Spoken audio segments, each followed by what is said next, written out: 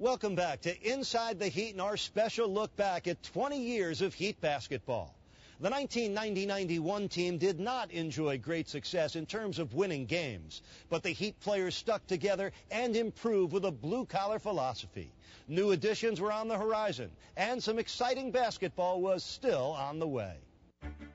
The 1991 season began with the resignation of head coach Ron Rothstein and the hiring of former Atlanta Hawks assistant Kevin Loughery. In the 91 draft, the team selected the multi-talented point guard from Michigan State University, Steve Smith. I have a great feeling going to Miami. I like the players because a lot of them from Michigan.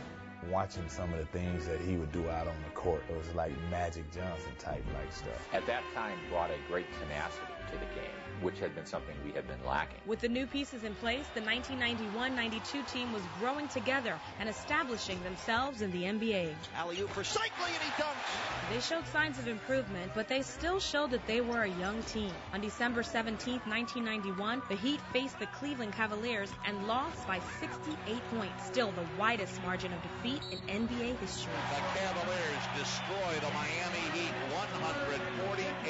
148-80. It's the only game that I've really needed a calculator for, just to compute the difference between where the Cavs were and where the Heat. We were so far behind. We couldn't do anything right, and it really showed that we were a young team. We were frustrated, and all our mistakes just started compounding.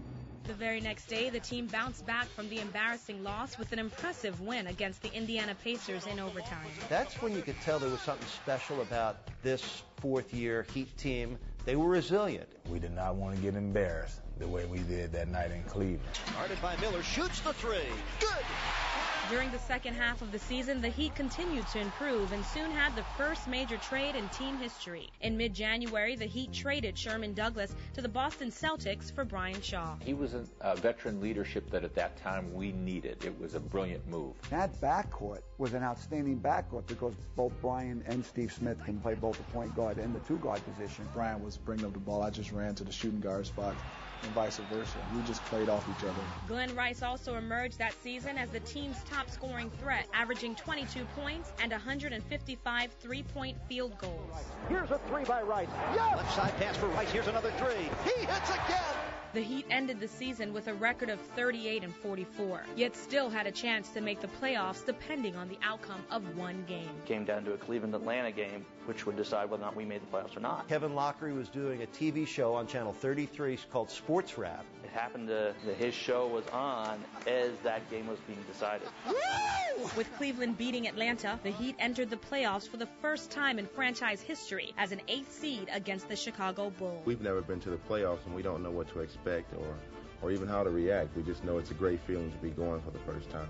We were thrilled for ourselves, thrilled for the coaches, and mostly thrilled for the city because they had gone through so many growing pains with us as players. We have to face what was then the start of a dynasty, one of the greatest basketball dynasties and one of the greatest players in the history, if not the greatest player, Michael Jordan. The Heat played games 1 and 2 in Chicago, yet were unable to get a win. They headed home to Miami with hopes of getting their first ever playoff win in Game 3. The whole city kind of recognized that this was the first playoff game in NBA history for Miami, and I think kind of galvanized the whole community. I got to be honest with you, it's a feeling I will never forget. I walked into the building that night, and even hours before the game, I felt electricity. The building is going to blow off. That's how loud it was and how excited the fans were. We brought out the clackers, which I think we were one of the first teams ever bring these clackers for the playoffs. The vibe in that building, your heart was beating faster. And that building was so loud, my ears might still be ringing. Brian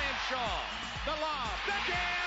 The Heat was on fire and surprised the Bulls by holding them to a 33-19 lead in the first quarter and holding Michael Jordan to only 2 points. We got out to a great start. I mean, everything we threw up seemed to go in, and everybody was excited. That was probably the scariest moment of my career because I'm thinking, oh my God, we are just destroying them. I mean, what is going on?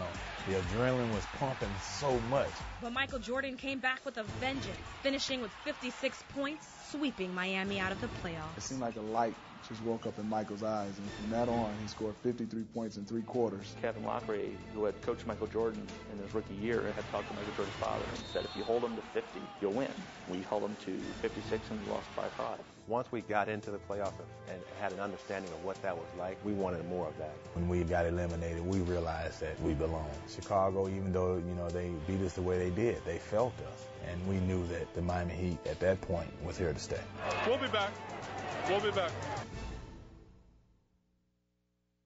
Inside the Heat is brought to you by your South Florida Mercedes-Benz dealers. Love what you drive.